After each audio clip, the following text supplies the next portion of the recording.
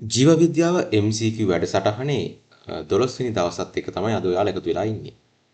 ඉතින් අදත් අපි පරිණාමය සහ ජීවීන්ගේ විවිධත්වය කියන පාඩමේ ඇනිමාලියා රාජධානියට අයිති ප්‍රශ්න කිහිපයක් තමයි සාකච්ඡා කරන්නේ. ඉතින් අනිවාර්යයෙන්ම පේපර් එක කරලා ඩිස්කෂන් එකට සම්බන්ධ වෙන්න පහළ ඩිස්ක්‍රිප්ෂන් එකේ තියෙන ලින්ක් එකෙන් ඔයාලට පේපර් එක ඩවුන්ලෝඩ් කරගන්න පුළුවන්. ඉතින් අපි යමු ඩිස්කෂන් එකට. පළවෙනි ප්‍රශ්නය. අභ්‍යන්තර සංසේචනය පෙන්වන චලතාපී වරල් සහිත ජම්බාලියක් සහිත සතුන් අයත් වන වර්ගයෙහි ලක්ෂණයක් නොවන්නේ. එතකොට අභ්‍යන්තර සංසේචනය පෙන්වන්න ඕන චලතාපී වෙන්න ඕන වරල් සහිත වෙන්න ඕන.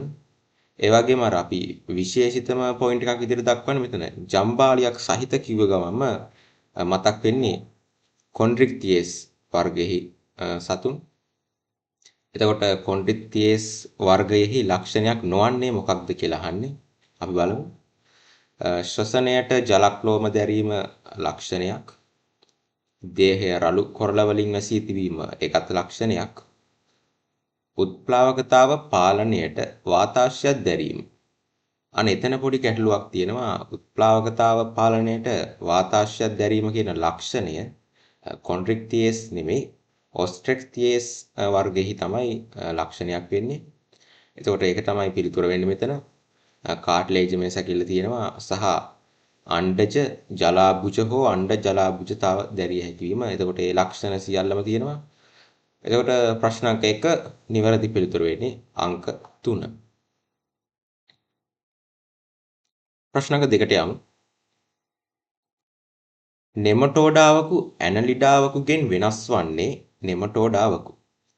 එතකොට මේ ප්‍රශ්නේ සරල අර්ථය බැලුවොත් නෙමටෝඩාවන්ට තියෙන ඇනලිඩාවන්ට නැති ලක්ෂණය මොකක්ද කියලා තමයි අහන්නේ.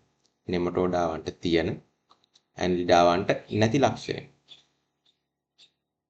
සිලින්ඩරාකාර දේහ දැරීම කියන ලක්ෂණය නෙමටෝඩාවන්ටත් තියෙනවා. ඒ වගේම ඇනලිඩාවන්ටත් තියෙනවා. ඛණ්ඩනය වූ දේහ දැරීම ඇනලිඩාවන්ට විතරයි. දේහයේ අපර කෙළවර සංවේදී පිටිකා දැරීම.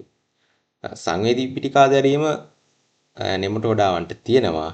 අර නමුත් මෙතන අපර කෙළවර නෙමෙයි සංවේදී පිටිකා දරන්නේ පූර්ව කෙළවර. එතකොට ඒකත් වැරදි. දේහයේ දුඩ උච්චර්මයකින් ආවරණය වී තිබීම. ඒ පිළිතුර අපිට බාර ගන්න පුළුවන්. මොකද මේ දේහයේ දුඩ උච්චර්මයක් තියෙන්නේ නෙමටෝඩාවන්ගේ ඇනලිඩාවන්ගේ හිම නැහැ. අධිග්‍රහණය සඳහා චූෂකර භාවිතා කරන්නේ ඇනලිඩාවන්.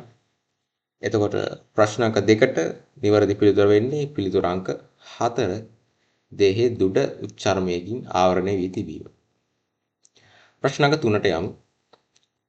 ආත්‍රපෝඩා වංශයට අනන්‍ය ව්‍යුහමය ලක්ෂණයක් නොවන්නේ. ආත්‍රපෝඩාවන්ට අනන්‍ය වෙච්ච ව්‍යුහමය ලක්ෂණයක් නොවෙන්නේ මොකක්ද කියලා අහන්නේ. පත්පෙනහළු දැරීම අනන්‍ය ලක්ෂණයක්. විශේෂයෙන්ම ඇරක්නිඩාවන්ගේ අපිට පුළුවන් පත්පෙනහළු දකින්න. කැල්සිනීභූත බහිස්සකිල්ලක් දැරීම ආත්‍රපෝඩාවන්ට අනන්‍ය වෙච්ච ලක්ෂණයක් නෙවෙයි. එතකොට ඒක තමයි පිළිතුර වෙන්නේ. ශ්වාසනාල පද්ධතිය දැරීම අනන්‍ය ලක්ෂණයක්. ඒ වගේම බහිස්ත්‍රාවය සඳහා විශේෂයෙන්ම මැල්පෙගිය නාලිකා දැරීම ඒකත් ලක්ෂණයක්. ඛණ්ඩනය වෙච්ච ස්නායු ග්‍රහණයක් දැරීම ඒකත් ලක්ෂණයක්. එතකොට මෙතන ලක්ෂණයක් නොවන්නේ කැල්සිනීභූත බහිස්සකිල්ල දැරීම. ප්‍රශ්න අංක 3 නිවැරදි පිළිතුර අංක 2. ප්‍රශ්න අංක 4ට යමු. ප්ලැටිහෙල්මින්තස් වංශය සම්බන්ධයෙන් වැරදි වගන්තිය කුමක්ද කියලා අහන්නේ. ශීර්ෂණය පිළිබඳ සලකුණු ඇත. ඒක නිවැරදි.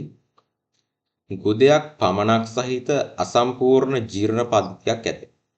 ප්ලැටිහෙල්මින්තස් වංශිකයන්ගේ අසම්පූර්ණ ජීර්ණ පද්ධතියක් තියෙනවා. ඒ වුණාට මෙතන අපි අර විශේෂයෙන් දක්වන්නේ මුඛයක් සහිත ගුදයක් රහිත. එතකොට මුඛයක් තියෙනවා ගුදයක් තමයි නැත්තේ. එතකොට වැරදි වගන්තිය විදිහට අපිට ඒක දක්වන්න පුළුවන්. නයිට්‍රජනීය බහිස්රාවී පද්ධතිය ප්‍රාකෘතිකා වලින් සමන්විත වෙන එක හරි. මත වශයෙන් සංකීර්ණ ස්නායු පද්ධතියක් තියෙනවා ඒකත් හරි. බහිස්රාවය සඳහා වෙනම අවයවයක් තියෙනවා. ඒක අපි කලින් කතා කරේ ප්‍රාකෘතිකා ගැන. එතකොට ලක්ෂණය සම්බන්ධ වැරදි වගන්තිය වන්නේ මේ ගුදයක් පමණක් සහිත අසම්පූර්ණ ජීර්ණ පද්ධතියක් ඇත කියන එක. ප්‍රශ්න අංක 4 නිවැරදි පිළිතුර වෙන්නේ අංක 2. ප්‍රශ්න අංක 5 සත්ව වංශ සම්බන්ධයෙන් පහත සඳහන් ඒවායින් කුමක් සත්‍ය වේද? සත්‍ය ප්‍රකාශය අහන්නේ සත්ව වංශ සම්බන්ධව. මෙවුල දැඩි කෙඳි අංශපාදිකා නෙමටෝඩාවන්ගේ ලක්ෂණ වේ. නෙමටෝඩාවන්ගේ දක්නට ලැබේ. එතකොට නෙමටෝඩාවන්ගේ නෙමෙයි දක්නට ලැබෙන්නේ ඒවා මේ ඇනලිඩාවන්ගේ දක්නට ලැබෙන ලක්ෂණ. බොහෝ මොලස්කාවන් ආහාර ගැනීමට මුඛයේ රේත්‍රිකාව යොදා ගනී. ඒක නිවැරදි පිළිතුරක් විදිහට බාර ගන්න පුළුවන්. අපි අනිත් ඒවාත් බලමු. ඝන ස්නායු රැහැන පෘෂ්ඨීයව පිහිටයි. ඝන ස්නායු රැහැන් පිහිටන්නේ පෘෂ්ඨීයව නෙමෙයි උදරීයව. එතකොට ඒකත් වැරදි. නාල ආත්‍රෝපෝඩා ජීවීන් නාලපාද දරයි. ආත්‍රෝපෝඩාවන් නෙමෙයි නාලපාද දරන්නේ මේ එකයි නෝඩ මාටාවන්. එතකොට ඒකත් වැරදි. කෝඩිටා සියල්ල චලතාපී. සියල්ල චලතාපීන් කියලා ගන්න බෑ. අචලතාපීනුත් ඉන්නවා. එතකොට ප්‍රශ්න අංක 5 නිවැරදි පිළිතුර වෙන්නේ පිළිතුර අංක 2. ප්‍රශ්න අංක 6ට යමු. මුලින්ම සත්‍යශීලෝමය විකසනීය වූ ඛණ්ඩනීය වූ සිලින්ඩරාකාර දේහයක් සහිත ත්‍රිප්‍රස්තර සතුන් ඇතුළත් වංශය. මුලින්ම සත්‍යශීලෝමය විකසනීය වූ හරිද? ඛණ්ඩනීය වූ සිලින්ඩරාකාර ත්‍රිප්‍රස්තර. ඒතර මේ ලක්ෂණ ඔක්කොම බැලුවාම අපිට එකපාරට මතක් වෙන්නේ මේ ඇනලිඩාවන් ගැන නේද මේ කියන්නේ කියලා. ඔව්. ඇනලිඩාවන් ගැන තමයි මේ කියන්නේ. එතකොට අපි බලමු ඇනලිඩාවන්ගේ විශේෂ ලක්ෂණය මොකක්ද කියලා. පාදයේ අන්තරාංග ගොනුව ප්‍රාවරය ලෙස කොටස් තුනක් පවතින මොලස්කාවන්. එතකොට ඒක ගන්න බෑ. මෙවුල පිහිටීම අපිට දකින්න පුළුවන්. අපි අනිත් ඒවාත් බලමු. දෙහ බිත්තියේ අන්වායාම පේශි පමණක් පිහිටීම. එතකොට මේ ලක්ෂණය දරන්නේ නෙමටෝඩාවන්. එතකොට ඒක ගන්නත් බෑ. වේවෘත්ත සංසරණ පද්ධතියක් තිබීම. ඇනලිඩාවන්ගේ සංවෘත සංසරණ පද්ධතියක් තමයි දකින්න තියෙන්නේ. ඒ වගේම අරිය සම්මිතිය දැක්වීමත් ගන්න බෑ. දීපාර්ශ්වික සම්මිතිය තියෙන්නේ. එතකොට ප්‍රශ්න අංක 6 නිවැරදි පිළිතුර අංක 2. ප්‍රශ්න අංක 7ට යමු. ඇනිමාලියා රාජධානියට අයත් සතුන් පෙන්වන ලක්ෂණ කිහිපයක් පහත දැක්වේ. දංශක කෝෂ්ඨ අංශපාදිකා ද්විපාර්ශ්වික සමමිතිය සහ ආමාංශ වාහිනී කුහරය. ඉහත සඳහන් එක් ලක්ෂණය දැකිය හැකි සත්ව වංශ අනුපිළිවෙලින් දංශක කෝෂ්ඨ කිව්ව ගමන් මතක් වෙන්නේ මේ නිඩාරියා සම්බන්ධව. එතකොට අපිට නිඩාරියා තියෙන පිළිතුරු තුනක් තියෙනවා. 4 සහ 5 මුලින්ම ඉවත් කරන්න පුළුවන්. අංශපාදිකා අපිට දකින්න තියෙන්නේ ඇනලිඩාවන්ගේ. එතකොට දෙවෙනි පිළිතුර වෙන්න ඕන ඇනලිඩා. එතකොට මෙතන ආත්‍රෝපෝඩා තියෙන. එතකොට පළවෙනි පිළිතුර ගන්නත් බෑ. 2 3 අතරින් එකක් තමයි නිවැරදි පිළිතුර. අපි බලමු ඊළඟ එක. ද්විපාර්ශ්වික සමමිතිය. ද්විපාර්ශ්වික සමමිතිය බොහෝ සත්ව කාණ්ඩ වලට තියෙනවා. එතකොට ඒක තියෙද්දි අපි ඊළඟට යමු. ආමාශ වාහිනී කුහරය. ආමාශ වාහිනී කුහරය දකින්න පුළුවන් වෙන්නේ මේ නිඩාරියා සහ ප්ලැටිහෙල්මින්තේස් වංශිකයන්ගේ. එතකොට අපි බැලුවොත් හතරවෙනි පිළිතුර විදියට නිඩාරියා හරි ප්ලැටිහෙල්මින්තේස් හරි තියෙන්න ඕන. එහෙම පිළිතුරක් තියෙනවා මේ තියෙන්නේ. පිළිතුර අංක 2. එතකොට ප්‍රශ්න අංක 7 නිවැරදි පිළිතුර වෙන්නේ පිළිතුර අංක 2. ප්‍රශ්න අංක 8ට යමු. මොලස්කා වංශයේ දැකිය නොහැකි ලක්ෂණයක් වන්නේ. ද්විපාර්ශ්වික සම්මිතිය තියෙනවා, පේශමය පාදය තියෙනවා, රේත්‍රිකාව සහ මේ කවචය ඒවා තියෙනවා. දැකිය නොහැකි අංශපාදිකා තියෙන ඇනලිඩා වංශයේ. ප්‍රශ්න අංක 8 නිවැරදි පිළිතුර අංක 5. ප්‍රශ්න අංක 9 පැහැදිලි ශීර්ෂණයක් පෙන්වන සතුන් අඩංගු ප්‍රතිචාරය වන්නේ. එතකොට අපි මේ පැහැදිලි ශීර්ෂණය සම්බන්ධව ටිකක් මතක් කරගත්තොත් ඉස්සෙල්ලාම කියන්න තියෙන්නේ මේ ප්ලැටිහෙල්මින්තේස් වංශයේ මේ ශීර්ෂණය පිළිබඳ සලකුණු තියෙනවා. නමුත් පැහැදිලි නෑ. හරිද? ඊට පස්සේ නෙමටෝඩා වංශය ගත්තොත් පැහැදිලි ශීර්ෂණයක් හෝ ඛණ්ඩනයක් නැහැ කියලා තමයි අපි කියන්නේ. ඒකට ඒකත් ගන්න බෑ. එකයිනොඩමාටා වංශය බැලුවොත් එතනත් අපිට සඳහන් වෙනවා මේ ශීර්ෂණය පිළිබඳ සලකුණු නැහැ කියලා. ශීර්ෂණයක් නැහැ කියලා.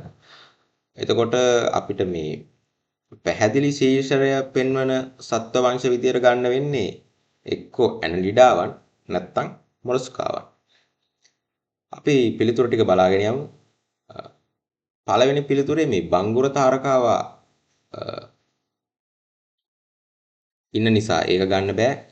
එතකොට දෙවෙනි එකේ ප්ලැනේරියා නිසා ඒක ගන්න බෑ. තුන්වෙනි පිළිතුර බැලුවොත් වැරහැලි පණුවා බූවල්ලා සහ හැකරැල්ලා. එතකොට ඒ පිළිතුර අපිට නිවැරදි පිළිතුරක් විදිහට බාර ගන්න පුළුවන්. වැරහැලි පණුවා කියන්නේ මේ ඇනලිඩාවෙක්. එතකොට හතරවෙනි එකේ ටීනියා පවතින නිසා ඒක ගන්න බෑ. සහ පස්වෙනි එකේ වටපණුවා නෙමටෝඩාවෙක්. එතකොට ඒක ගන්නත් බෑ. ප්‍රශ්න අංක 9 නිවැරදි පිළිතුර විදිහට ගන්න වෙන්නේ පිළිතුර අංක 3. ප්‍රශ්න අංක 10 කෝඩිටා වංශයේ ලාක්ෂණික ලක්ෂණයක් නොවන්නේ ලක්ෂණයක් නොවන්නේ මොකක්ද කියලා අහන්නේ. ගුදයෙන් අපරව පිහිටන පේශිමය වලිගය දකින්න පුළුවන්. පෘෂ්ඨ රජ්ජුවට උදරීයව පිහිටන කුහරමය නාලාකාර ස්නායු රජ්ජුව. ඇතර මේ කුහරමය නාලාකාර ස්නායු රජ්ජුව තියෙන්නේ උදරීයව නෙමෙයි පෘෂ්ඨීයව. ඒකට ඒක තමයි වැරදි ප්‍රකාශය වෙන්නේ. කලල අවධියේදී හෝ පවතින පෘෂ්ඨ රජ්ජුව දැරීම දකින්න පුළුවන්. ඒ වගේම ග්‍රසනිකාව විවෘත වන ග්‍රසනික පැලුම් යුගල දක්නට පුළුවන්. උදරීය පේශිමය හෘදයක් දකින්න පුළුවන්. එතකොට ඒවා නිවැරදි. මෙතන ලක්ෂණයක් නොවන්නේ පෘෂ්ඨ රජ්ජුවට උදරීයව පිහිටන කුහරමය නාලාකාර ස්නායු රජ්ජුවක් දැරීම කියන ලක්ෂණය. ප්‍රශ්න අංක 10 නිවැරදි පිළිතුර වෙන්නේ පිළිතුර අංක 2. අදත් ප්‍රශ්න 10 සාකච්ඡා කරලා ඉවරයි. අපි කලින් දවස් ටිකේ වීඩියෝස් නරඹලා නැත්නම් ඒවත් නරඹන්න. ඒ වගේම අපේ channel එක subscribe කරන්න. Telegram channels එක එකතු වෙන්න. ඊළඟ වීඩියෝ එකකින් හමු වෙමු.